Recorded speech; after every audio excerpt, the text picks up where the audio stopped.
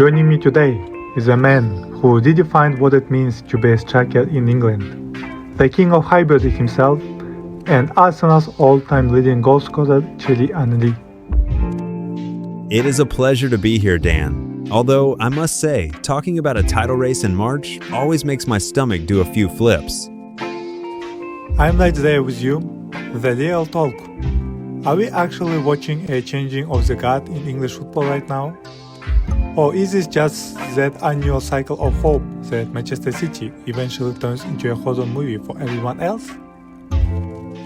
You know, it's the eternal question. But listen, we have to be very careful with that word hope. In this game, hope is a dangerous drug if you don't have the technical security to back it up. Welcome to the show, everyone. Today we are digging into a title race that, I'll be honest, is making my blood pressure act like it's 2004 all over again. Arsenal, City, the King, and the Machine. So I'm your host, Dan, football obsessive and someone who's probably aged a full decade just watching these last few title runs. My therapist actually suggested I start setting a healthy boundaries with midweek fixtures. But then Saka goes and scores a world tie, and all those boundaries just go right out the window. Looking at the table right now, Arsenal are just 7 points clear. Are you actually allowing yourself to smile yet? I smile when the trophy is in the building, Dan, not 1 second before. I've seen too many things in this game. I remember what the boss used to tell us, the game tells you what to do. Right now, the game is telling me that Arsenal have finally stopped playing like kids and started playing like men. But City, they don't need to smile, they just need to breathe, and that is what makes them terrifying. So let's look at the Arsenal evolution. I was at the Emirates last April and the energy was electric, but it was fragile at the same time. You could feel the fans holding their breath every time the ball went near their own box. This year, however, it feels heavier, harder. Even when things get chaotic, they don't seem to lose their heads anymore. It's about the brain, my friend.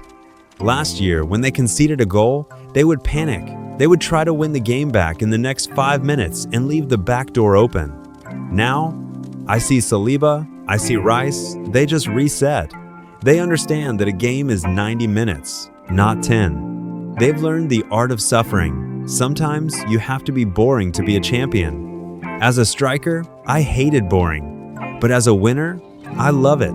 If you can make a game 15 minutes of nothing when you are 1-0 up, that is maturity. It's the art of the slog. But I have watched City at the Etihad in April. It's like they've had their emotions surgically removed. They just drew 2-2 with Forest, a massive slip-up, but Pep didn't even look worried in the post-match. It's like they know they are just going to go on a 12-game winning streak, now just to spite the rest of the league. How do you compete with a team that doesn't feel the pressure at all? That is the Machine. They don't blink. You look at Rodri, you look at De Bruyne, they've done this so many times, it's just muscle memory. It's like they are playing a different sport, where the clock doesn't exist. They will pass, pass, pass. They'll wait for you to yawn, for one defender to lose focus for half a second, and then it's over. You are dead. Exactly, it's suffocating. And then there is the depth. City can leave £150 million of talent on the bench and the level doesn't even drop. Arsenal's squad is much better right now, but I still get those nervous butterflies. If we lose Odegaard or Saka for 3 weeks in April, does the whole house of cards just come tumbling down? Look, you never want to talk about injuries, but it is the reality of the Premier League. To be a great, you have to be available. City's B team could finish in the top 4. That is the reality of the project Pep has built. But Arsenal have something City might be missing right now. They have that fame, that raw hunger. When you haven't won it for 22 years, the grass tastes different. You run that extra yard because you need it. City, they want it. Arsenal, they need it. That hunger is a double-edged sword, though. We saw it turn into desperation last year, but technically, Arteta seems to be keeping everyone guessing.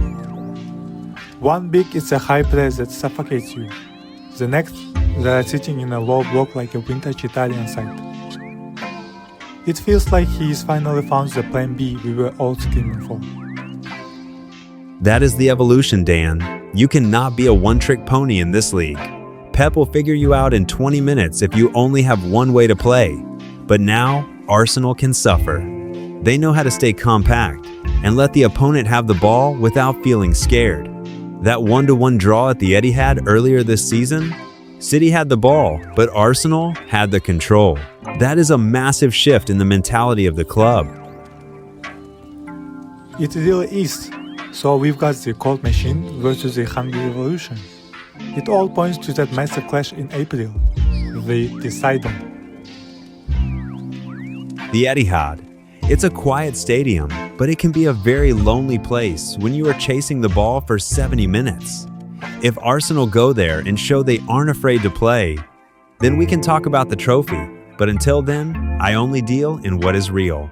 And what is real is that City are the champions until someone physically takes those medals off their necks. Spoken like a man who's been in the trenches, 7 points clear, but the mountain is still there to be climbed.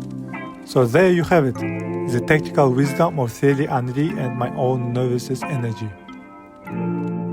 It's going to be beautiful, Dan, and it's going to be painful. But that is why we love this game, no? If it was easy, it wouldn't be the Premier League. Exactly.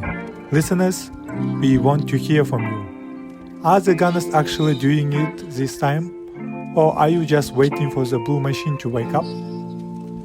Drop your predictions in the comments. I'll be reading them while I try to keep my heart rate under 100. And make sure you follow the show. Next time, we're looking at the race for the top 4. Some very big clubs are about to fall off a cliff, and I think we need to talk about why. Until then, enjoy the football, keep your remotes away from the TV during the 19th minute, and we'll catch you in the next one.